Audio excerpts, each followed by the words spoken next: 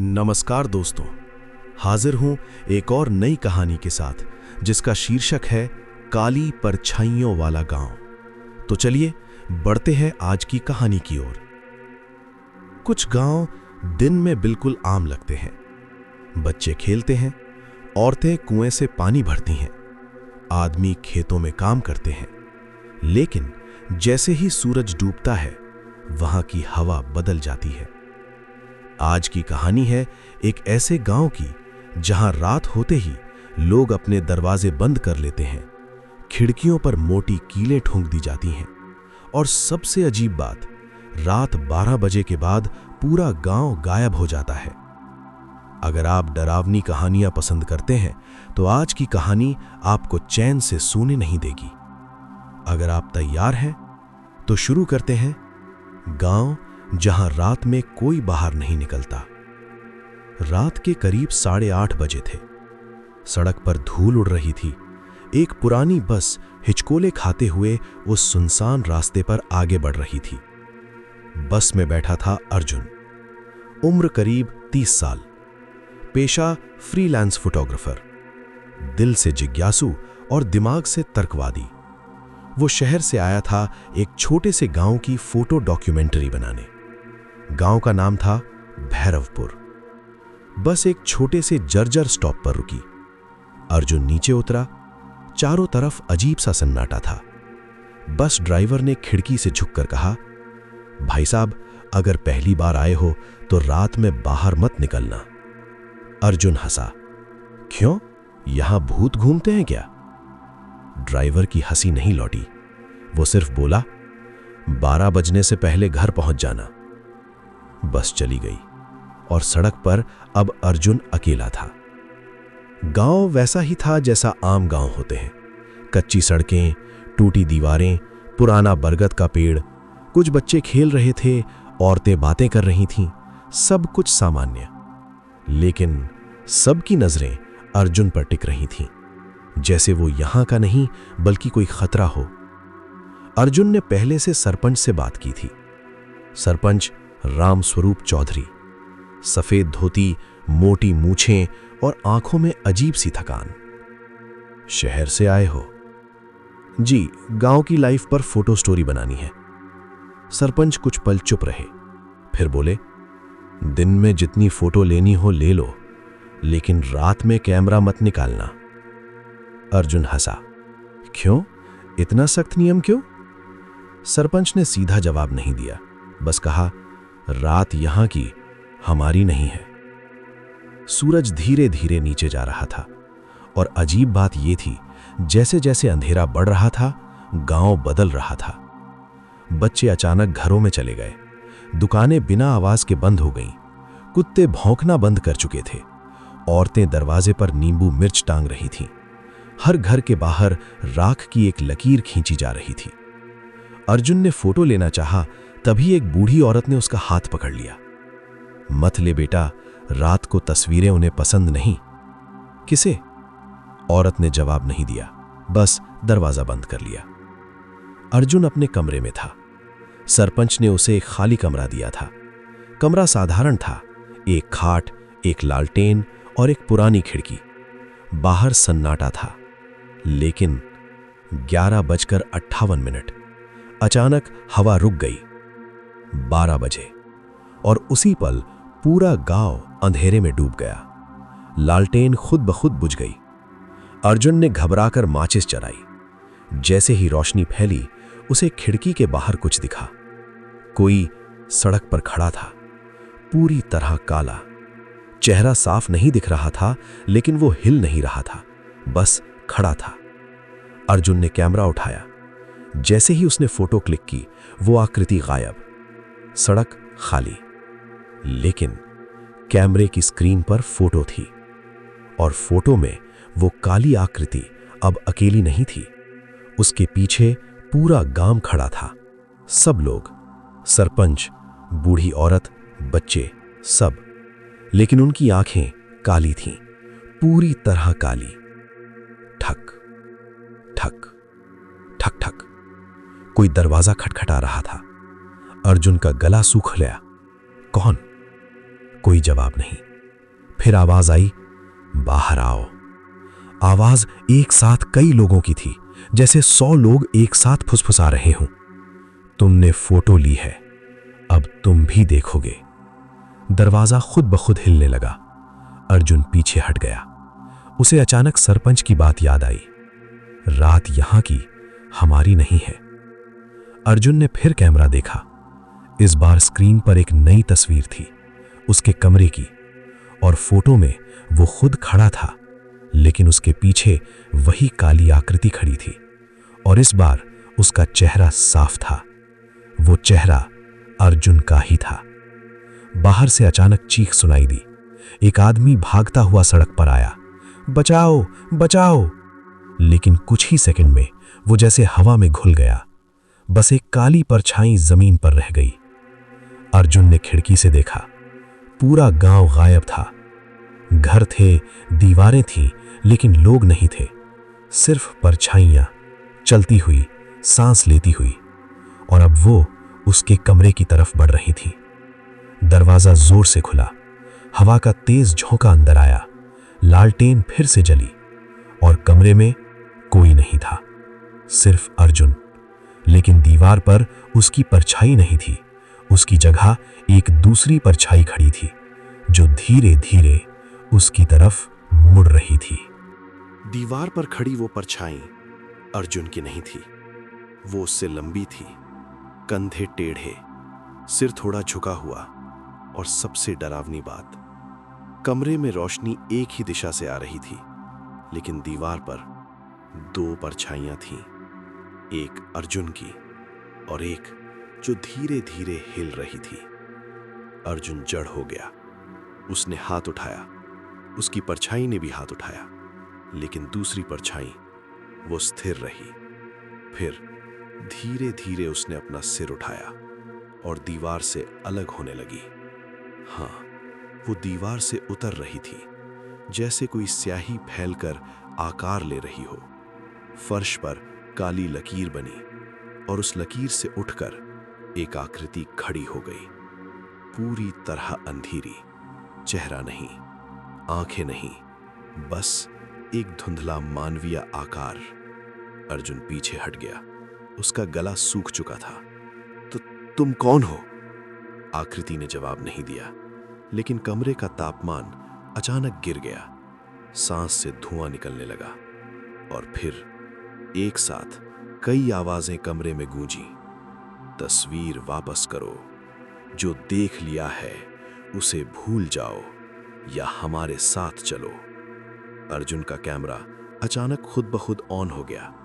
Screen पर live recording, लेकिन screen में जो दिख रहा था वो कमरे से अलग था। स्क्रीन में पूरा गांव सड़क पर खड़ा था। सब लोग, सरपंच, बूढ़ी औरत, बच्चे, लेकिन सबकी गर्दन एक साथ टेढ़ी थी, और वे धीरे धीरे एक ही दिशा में मुड़ रहे थे, सीधे कैमरे की तरफ, जैसे वे जानते हों कि अर्जुन उन्हें देख रहा है। अचानक स्क्रीन पर टाइम दिखा, 12:17, और उसी पल कमरे की दीवारें हिलने लगीं, जैसे पूरा कमरा सांस ले रहा हो। दरवाजा बंद हो गया, खिड़की खुद ब खुद जाम हो गई, और वो काली आकृति अब अर्जुन से बस 2 कदम दूर थी। अर्जुन ने हिम्मत करके कैमरा उसकी तरफ घुमाया। फ्लैश, तेज सफेद रोशनी। एक पल के लिए सब गायब। कमरा खाली था, दीवारें स्थिर, दरवाजा बंद, जैसे कुछ हुआ ही नहीं। अर्जुन हाफ रहा था। उसने तुरंत कैमरा चेक किया।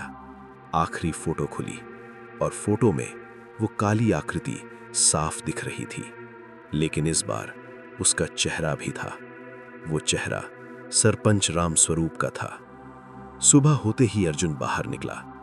गांव फिर सामान्य, लोग अपने काम में लगे, बच्चे खेल रहे, दुकानें खुली, जैसे रात का कोई अस्तित्व ही नहीं। अर्जुन सीधे सरपंच के घर गया। दरवाजा खुला, लेकिन अंदर कोई नहीं था।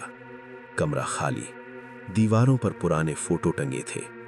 एक फोटो पर उसकी नजर अटक गई।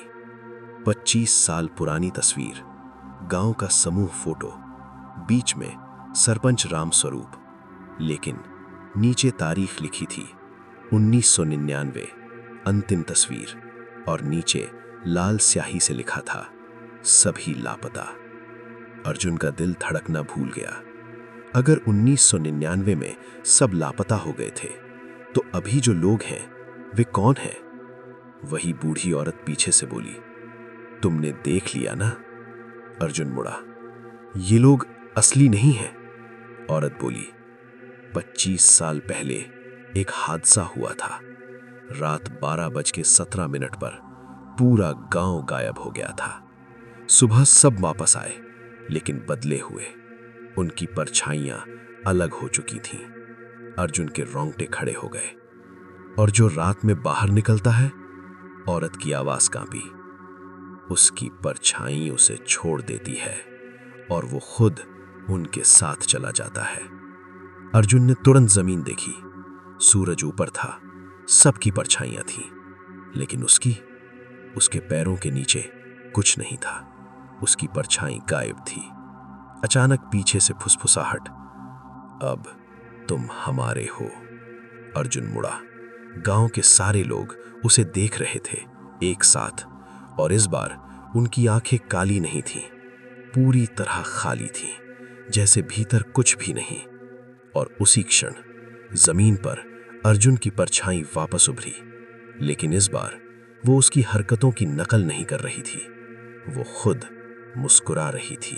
अर्जुन जमीन पर जमी अपनी परछाई को घूर रहा था। सूरज सिर के ऊपर था, रोशनी साफ थी, लेकिन उसकी परछाई उसकी हरकतों की नकल नहीं कर रही थी। वो स्थिर खड़ी थी और उसके होंठों जैसी एक काली रेखा धीरे धीरे फैलकर मुस्कान बन रही थी।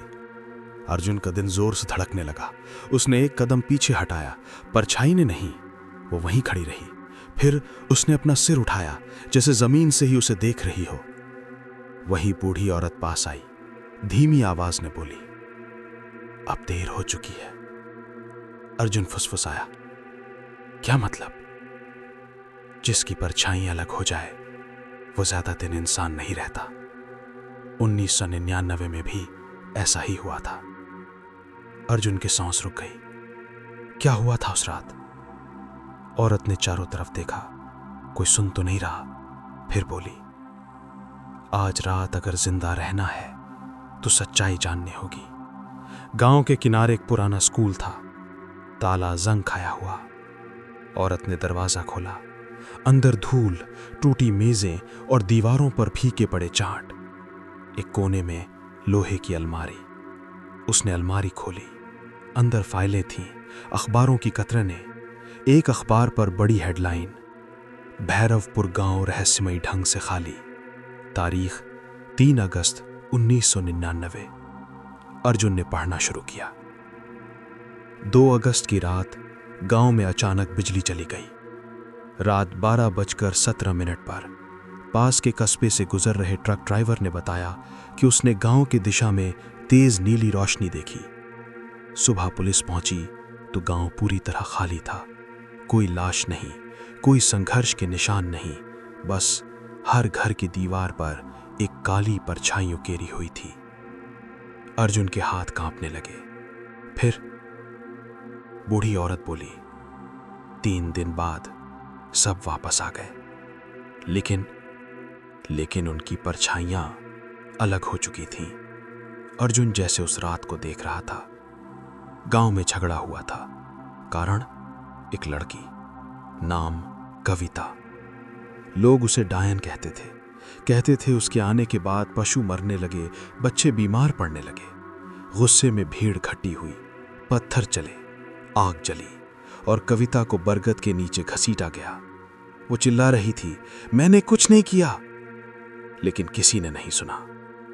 रात 12:17 पर आसमान में बिजली चमकी और उसी पल नीली रोशनी पूरे गांव पर गिरी। सब चीखे और सब गायब। अर्जुन और बूढ़ी औरत बरगद के पास पहुंचे। पेड़ बहुत बड़ा था, जड़ों में दरारें, तने पर काले निशान और नीचे जमीन पर जली हुई राख। औरत बोली, यहीं मरी थी कविता। यहीं से सब शुरू हुआ। अर्जुन ने जमीन को छुआ। अचानक उसकी उंगलियां ठंडी हो गईं, जैसे बर्फ छूली हो। और तभी उसे आवाज सुनाई दी, धीमी लेकिन साफ, तुम भी वहां थे। अर्जुन पीछे हट गया। कौन? तुम भी पत्थर फेंक रहे थे। उसके दिमाग में एक तस्वीर चमकी। वो छोटा था, 12 साल का, भीड़ में खड़ा, डरा हुआ, लेकिन उसने भी पत्थर उठाया था। अर्जुन हांफने लगा। मैं बच्चा था, आवाज गूंजी। लेकिन पत्थर तुम्हारे हाथ से ही चला था। बरगद के पीछे से धुंध उठी और उसमें एक लड़की की आकृति उभरी। सफेद कपड़े, चेहरा खून से सना, आंखें पूरी तरह काली। वो मुस्कुरा रही थी। बूढ़ी औरत पीछे हट गई, फुसफुसाई, वो सबको वापस बुला रही है जिन्होंने उसे मारा था। अर्जुन ने कांपते हुए पूछा, तो बाकी लोग? औरत की आंखों में आंसू आ गए। वे लोग असली नहीं हैं, वे सिर्फ परछाइयां हैं। असल गांव 1999 में ही मर चुका था। अर्जुन ने कांपते हुए पूछा, और आप? औरत कुछ सेकंड चुप रही, फिर धीरे से बोली, मैं ही कविता हूं। अचानक उसका चेहरा बदलने लगा। त्वचा काली पड़ने लगी, आंखें गहरी हो गईं और उसके पैरों के नीचे कोई परछाई नहीं थी। कविता की आवाज गूंजी, आज 25 साल पूरे हुए हैं। आज रात 12:17 पर जो भी दोषी है वो हमेशा के लिए मेरे साथ रहेगा। अर्जुन पीछे हटने लगा, लेकिन उसकी परछाई जमीन से उठकर धीरे धीरे कविता की तरफ बढ़ रही थी, जैसे उसे खींच रही हो। और पहली बार उसके महसूस हुआ उसका शरीर हल्का हो रहा है, जैसे कुछ उससे अलग हो रहा हो। स्क्रीन काली, धीमी फुसफुसाहट। बरगद के नीचे खड़ा अर्जुन अपनी ही परछाई को कविता की ओर बढ़ते देख रहा था। वो परछाई अब जमीन पर चिपकी नहीं थी, वो उठ चुकी थी, धुएं जैसी, लेकिन ठोस। कविता ने हाथ बढ़ाया। अर्जुन की परछाई उसके हाथ से मिल गई और उसी पल अर्जुन के सीने में तेज दर्द उठा, जैसे किसी ने भीतर से कुछ खींच लिया हो। वो घुटनों के बल गिर पड़ा। अर्जुन को महसूस हुआ उसका शरीर वही है, लेकिन उसका वजूद हल्का हो रहा है। उसने अपनी हथेलियों को देखा, वे धुंधली हो रही थीं, जैसे वो भी परछाई बनता जा रहा हो। नहीं नहीं, वह बुदबुदाया। कविता की आवाज गूंजी, तुम्हें याद है मैंने कितनी बार कहा था कि मैं निर्दोष हूं? अर्जुन की आंखों में आंसू आ गए। मैं बच्चा था, मुझे सच नहीं पता था, लेकिन पत्थर तुम्हारे हाथ से ही चला था। हवा ठंडी हो गई, बरगद की जड़ें हिलने लगीं, जैसे वे जिंदा हों। आसमान में बादल घिराए, गांव की लाइटें एक एक कर बुझने लगीं, घरों के दरवाजे खुद ब खुद बंद, खिड़कियां थरथराने लगीं। गांव के सारे लोग धीरे धीरे अपने घरों से बाहर निकलने लगे। एक सी चाल, एक सी नजर, सबकी आंखें खाली। वे बरगद की तरफ बढ़ रहे थे। अर्जुन ने देखा, जैसे ही वे बरगद के पास पहुंचे, उनकी देह से काली धुंध निकलने लगी। वही उनकी परछाइयां थीं।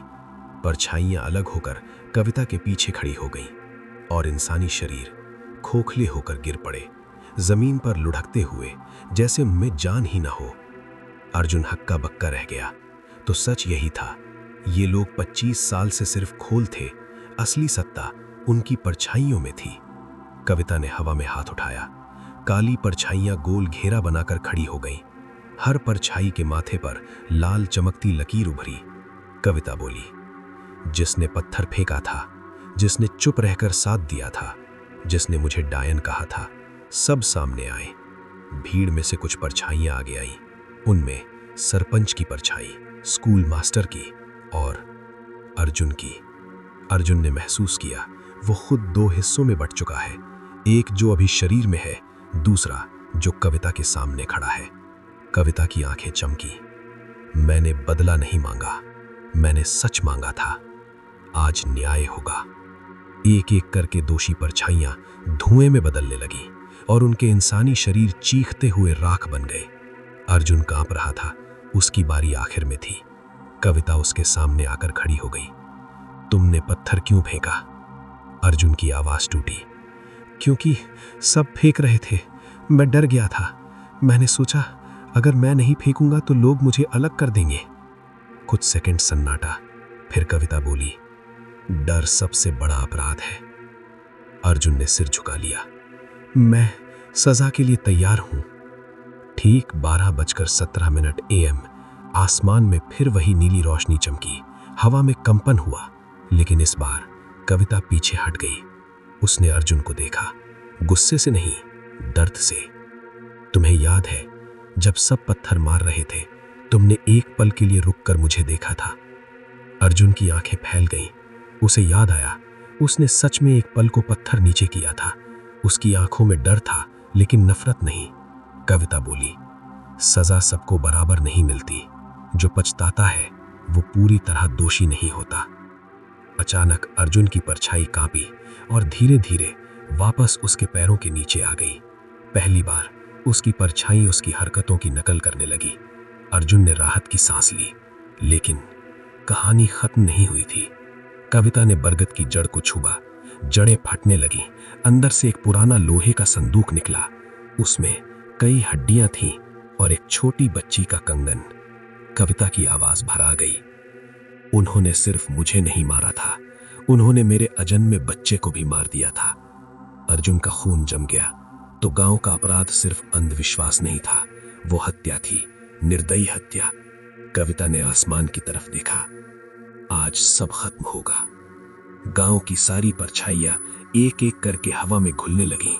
घर दरकने लगे, दीवारें टूटने लगीं, गांव जैसे मिटने लगा। अर्जुन भागा, पीछे मुड़कर देखा। पूरा भैरवपुर धुएं में बदल रहा था और धुएं के बीच कविता खड़ी थी। उसकी आंखों में अब काला अंधेरा नहीं, सिर्फ आंसू थे। और आखिरी शब्द, रात अभी एक बार और आएगी। अर्जुन भाग रहा था। उसके पीछे पूरा भैरवपुर धुएं में बदलता जा रहा था। घर दरक रहे थे, दीवारें गिर रही थीं, खेतों की मेड़ें धंस रही थीं और उस सब के बीच बरगद का पेड़ अभी भी खड़ा था, जैसे वही इस विनाश का केंद्र हो। अर्जुन जैसे ही मुख्य सड़क तक पहुंचा, उसने पीछे मुड़कर देखा। जहां गांव था वहां अब सिर्फ खाली मैदान था। न घर, न पेड़, न मंदिर, कुछ भी नहीं। जैसे भैरवपुर कभी था ही नहीं। उसकी सांस अटक गई। ये कैसे हो सकता है? उसने जेब से मोबाइल निकाला। नेटवर्क नहीं, लेकिन समय दिख रहा था 12:29 AM। सब कुछ सिर्फ 12 मिनट में खत्म। अर्जुन सड़क पर चलने लगा। कुछ देर बाद एक ट्रक आता दिखा। उसने हाथ दिया। ट्रक रुका। ड्राइवर ने खिड़की से झांका। इतनी रात को यहां क्या कर रहे हो? अर्जुन हांफते हुए बोला, गांव गायब हो गया। ड्राइवर ने भौहें सिकोड़ ली। कौन सा गांव? भैरवपुर। ड्राइवर कुछ सेकंड चुप रहा, फिर बोला, भाई इस रास्ते पर पिछले 25 साल से कोई गांव नहीं है। अर्जुन के पैरों तले जमीन खिसक गई। क्या मतलब? 1999 में वो गांव खाली मिला था, तब से यहां सिर्फ मैदान है। अर्जुन ट्रक में बैठ गया। उसका दिमाग घूम रहा था। अगर गांव 25 साल से नहीं है तो वो पिछले 2 दिन कहां था? किसके साथ था? किससे बात कर रहा था? उसने मोबाइल खोला। गैलरी में तस्वीरें थीं, गांव की, सरपंच की, बरगद की। लेकिन जैसे ही उसने एक एक फोटो खोली, तस्वीरें बदलने लगीं। हर फोटो में वो अकेला खड़ा था, पीछे कुछ नहीं, सिर्फ खाली मैदान। एक फोटो बची थी जो उसने 12 बजे ली थी। उसने उसे खोला। इस बार पूरा गांव दिख रहा था, सब लोग, बरगद, कविता और बीच में अर्जुन। लेकिन उसके पैरों के नीचे परछाई नहीं थी और उसके पीछे एक छोटी बच्ची की परछाई खड़ी थी। ट्रक अचानक झटका खाकर रुका। ड्राइवर बोला, सुना आपने? अर्जुन ने ध्यान लगाया। ट्रक के पीछे से हल्की हंसी की आवाज आ रही थी, एक बच्ची की। ड्राइवर नीचे उतरा, अर्जुन भी। ट्रक खाली था, लेकिन धूल पर छोटे छोटे पैरों के निशान बने थे जो धीरे धीरे सड़क के बीच जाकर गायब हो गए। अर्जुन ने घड़ी देखी, 12:17। फिर वही समय, लेकिन अभी तो 12:29 था। घड़ी उल्टी चल रही थी। ड्राइवर ने घबराकर इंजन स्टार्ट किया, लेकिन ट्रक स्टार्ट नहीं हुआ। हवा ठंडी हो गई और सड़क पर धीरे धीरे काली परछाइयां उभरने लगीं। 1, 2, 10, पूरे गांव की। अचानक कविता की आवाज गूंजी, गांव खत्म हुआ, लेकिन पाप अभी जिंदा है। परछाइयां अर्जुन की ओर बढ़ने लगीं, लेकिन इस बार वे उसे छू नहीं रही थीं। वे उसके पीछे खड़ी हो रही थीं, जैसे उसकी रक्षा कर रही हों। कविता सामने प्रकट हुई। मैंने दोषियों को ले लिया, लेकिन एक सच्चाई अभी बाकी है। अर्जुन कांपते हुए बोला, क्या? कविता की आंखें अब काली नहीं थीं, वे सामान्य थीं, लेकिन उनमें दर्द था। जिस पत्थर से मैं मरी, वो तुम्हारे हाथ से नहीं चला था। अर्जुन चौंक गया। तो फिर? तुम्हारे पिता के हाथ से। जमीन हिलती सी लगी। अर्जुन के कानों में शोर गूंजा, नहीं नहीं। वो भीड़ में सबसे आगे थे, उन्होंने ही पहला पत्थर मारा था। अर्जुन के दिमाग में यादें कौंधने लगीं, पिता का चेहरा गुस्से से भरा, भीड़ को भड़काते हुए। कविता बोली, पाप सिर्फ करने वाला नहीं, उसकी विरासत भी ढोती है। तुम्हारे पिता अब इस दुनिया में नहीं है, लेकिन उनका खून तुम्हारी रगों में है। अर्जुन की सांस रुक गई। तो क्या सजा मुझे मिलेगी? कविता चुप रही।